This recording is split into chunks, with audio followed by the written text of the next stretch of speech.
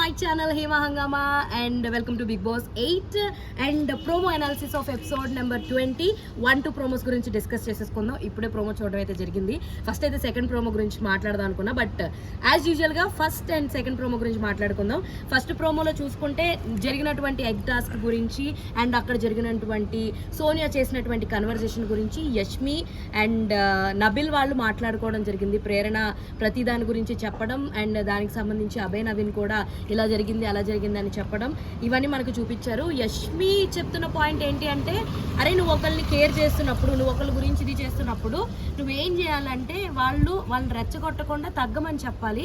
But Sonia అలా చేయట్లేదు అని చెప్పేసి యష్మి అలిగేషన్ వేసింది. అది కూడా కరెక్ట్ ఒక పరంగా.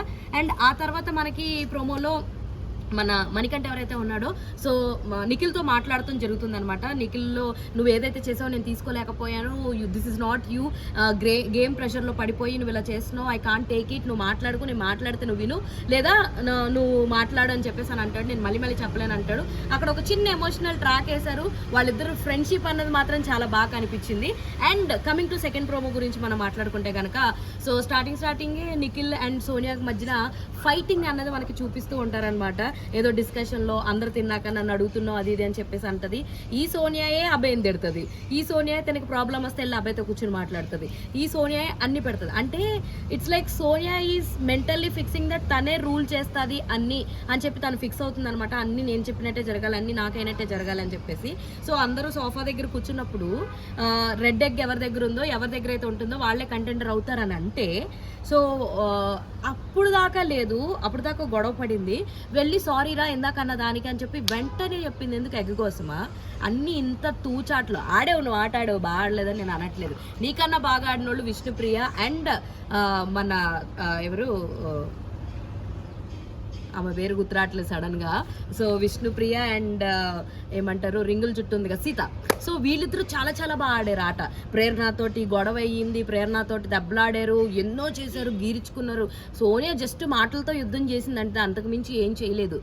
ఓన్లీ ఎగ్స్ని కాపాడింది, కొంచెం అక్కడక్కడ ఆడింది తప్ప ఇంకేం చేయలేదు. బట్ వెళ్ళి ఇలా చెప్పడము, ఇలాంటివన్నీ చేయడము. సో అక్కడ ఎగ్ విషయంలో సీత బాగా హట్ అయ్యింది, ఆల్మోస్ట్ ఏడ్ చేసింది. నిఖిల్తో నువ్వు వెళ్ళిపోయి ఇప్పుడైతే మాట్లాడొద్దు అది అని అనడం జరిగింది. బట్ నిఖిల్ ఎందుకు సోనియాకి ఇచ్చాడు అన్నది మనం తెలుసుకోవాలంటే మాత్రం ఎపిసోడ్ చూడాల్సిందే. సరే, కానీ ఈసారి అయితే గేమ్లో నిజంగా పంపు సెట్ దగ్గర కొట్టుకున్నట్టు జుట్లు పట్టుకుని కొట్టుకున్నట్టు ఉంది.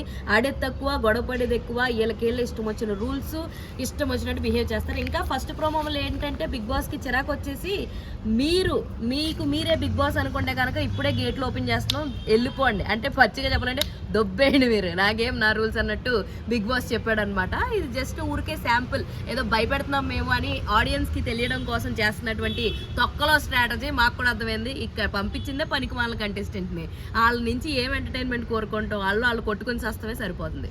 సో ఇంతకన్నా పెద్దగా ఏం చెప్పేది లేదు మై డియర్ బడీస్. సో ఇలాంటి interesting and more fun Bigg Boss and updates, more updates కోసం ప్లీజ్ డూ ఫాలో హేమా హంగామా.